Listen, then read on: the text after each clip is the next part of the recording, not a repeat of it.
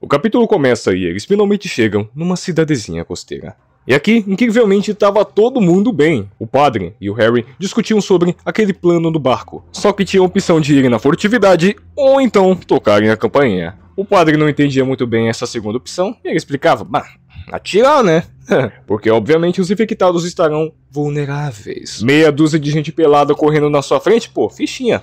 Adivinha só, os infectados acharam eles. Nem se deram trabalho de se esconder. Até porque nem precisava. Era até melhor assim. O padre levava a molecada pra longe e os nossos soldados fariam a festa. Armados com facões e tudo que eles puderem, os Crossed partem para cima.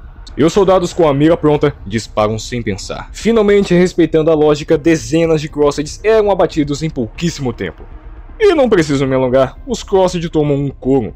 Entretanto, os reforços chegavam, vindo pelo lado esquerdo, atraídos pelos tiros. E bem na hora a M60 travava, que bacana. Seus companheiros lhe davam cobertura e com toda a paciência do mundo, ele abria lá o compartimento, o padre completamente desesperado, implorando para que façam alguma coisa. Mas os cabas são profissionais, eles estavam no controle. E pronto, M60 consertada. E nossa senhora, era tiro pra todo lado, rapaz. Apenas um disparo transformava seus corpos em carne moída. E então todo mundo dispara ao mesmo tempo.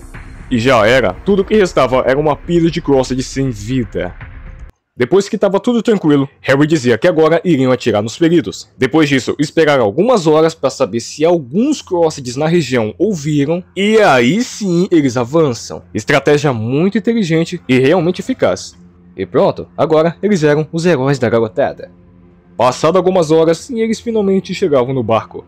Quando perguntado sobre as crianças, o padre dizia que elas estavam jantando no telhado de um restaurante. E aí perguntava sobre o barco se estava funcionando. Harry dizia que apenas vai funcionar. É um bom barco apesar de tudo. E vão estar partindo amanhã de manhã, onde seu melhor destino vai ser alcançar os canais das ilhas menores. Pelo menos é o que ele acha. Ele dizia que as ilhas de White são grandes demais, e que ele não vai querer se arriscar nos mares irlandeses. As correntes são um pesadelo. Mas Alderney é só meio-dia daqui. A população era baixa, então já deve ter fugido. Mas então, o padre pergunta a respeito da comida. Não tem o suficiente e eles vão passar fome. Mas Harry dizia para ele ficar tranquilo. Eles vão dar comida o suficiente. E um pouco assustado e pessimista, o padre pergunta se realmente eram os últimos soldados ativos do país. E se não havia outra pessoa para que possam protegê-los. Harry responde que se houver, não viram. Eles já andaram de leste a oeste. Pois agora, a arma de fogo é uma faca de dois gumes. E ele complementa que assim que chegarem em seus destinos, ninguém será capaz de protegê-los, insinuando ao padre que alguém vai ter que assumir a responsabilidade depois disso. Um tempo se passa, começa a anoitecer, e aqui o padre tentava novamente uma aproximação com o Taff, lhe oferecendo uma xícara de chá, que ele aceitava. O padre dizia se podia fazer uma pergunta, e Taff responde que sim, desde que não seja uma conversão. O padre pergunta se ele é irlandês católico desde o nascimento. Ele responde que sim, mas o padre complementa dizendo, não é apenas isso, eu acho que pelo seu sotaque você é de Belfast. Mas Taff corrige dizendo que era de New Ledgey. Aí ele pergunta, então o que você faz no exército britânico? Taff responde que eles pegam qualquer um, tipo os X-Men, e que haviam milhares no primeiro estágio. Em seguida, Taff pergunta se ele nunca ouviu falar da guarda irlandesa, os Innisklings. O padre responde que não, então Taff se propõe a contar. Taff se abria ao padre, ironicamente se confessando a ele, dizendo que quando tinha 16 anos ele fazia muita merda. Ficava por aí traficando, puxando carros, dizendo até que recebeu uma advertência dos bandidos locais, falando que se ele não parasse, ele estaria ferrado. O que era engraçado, porque eles eram um dos quem fazia negócios. Ele vendia para eles, rádio de carros e tudo mais. Mas queriam parecer que estavam protegendo a comunidade, então ele não parou. Resultado, uma noite vieram até sua casa, e seu pai disse que tinha uns garotos procurando por ele, o que o assustou pra caramba. Disseram que ele tinha que sair do país, ou então atirariam nele. E foi tudo o que aconteceu. Não tinha vontade de ir pra Inglaterra, mas uma ideia lhe surgiu. Ele se lembrou de ouvir que esse amigo tinha alguns problemas com alguém, nem os Provos nem os Prillers. Todos queriam pegar ele. Então decidiu se julgar ao exército. Nunca ouviram dele novamente.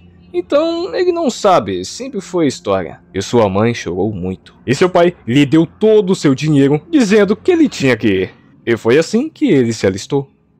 Ele até dizia que isso o fez se sentir melhor do que nunca. No exército, todo mundo era ninguém. E tinha todo tipo de gente, tinha católico, protestante, branco, negro, os caras da República Baixa, a galera do Norte, vixe, tinha todo mundo. Todo mundo era um mesmo ninguém, faziam a mesma coisa e usavam o mesmo uniforme. Neste momento, ele começou a se sentir alguém. E sabe o que isso quer dizer? Ele pegou gosto pela coisa, acabou treinando e ficou bom nisso. E falava que além disso, haviam viagens.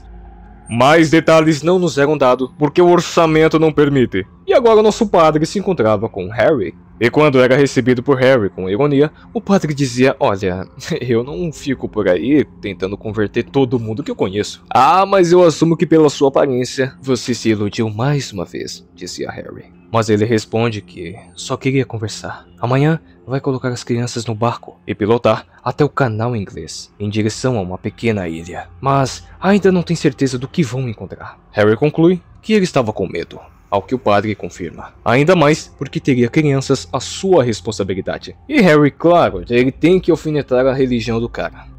Então, aqui os dois se alfinetavam. E o que você acha que isso aqui? Você acha que aqui é um episódio do Padre Ted? Harry gostava da referência e pedia para que ele se sentasse. Ao se sentar, o padre dizia que se esqueceu de devolver a sua arma. Mas Harry dizia: não, você não deveria ser apressado em se livrar disso. A gente vai te dar munição extra junto com os suprimentos, ok? O padre mostrava sua aversão a armas de fogo, dizendo que nunca curtiu essa ideia. Algo que Harry parecia invejar. Mas então ele pedia para que ele contasse como ele chegou nessa decisão. Mas ele deixava claro que não estava argumentando contra. Afinal, era a sua escolha e isso era problema dele. Tudo o que quer saber é qual foi o momento. Respondendo de forma breve que não foi nada em particular. Não precisa ser um gênio para concluir que a depravação dos Crossed é sem limites. O apetite deles, ou a inventividade para a crueldade, nunca acaba. E claro, tem que alfinetar a igreja da antiguidade, né? E após mais uma alfinetada gratuita, ele dizia que os estudou e os observou. Devido ao número deles, é improvável que morram antes de reproduzir a população humana a níveis insustentáveis. Então, ele teve uma ideia. Mas o que ele pode dizer a ele é que todos concordaram com a sua sugestão. E todos gostaram da ideia desde o início. Aí, o padre pergunta: tá, mas você acredita que eles fazem o trabalho de Deus? Ele responde que não acredita em Deus, mas por que a pergunta? O padre responde que tudo diz que sim, mas depois de tudo, não sabe bem. Então, Harry dizia que a cruz na cara é uma coincidência biológica. Não foi a mesma coisa com os judeus e os nazis. Ou seja, não parece uma intervenção divina. Somente os mesmos erros e atrocidades do ser humano sendo interpretadas ao extremo.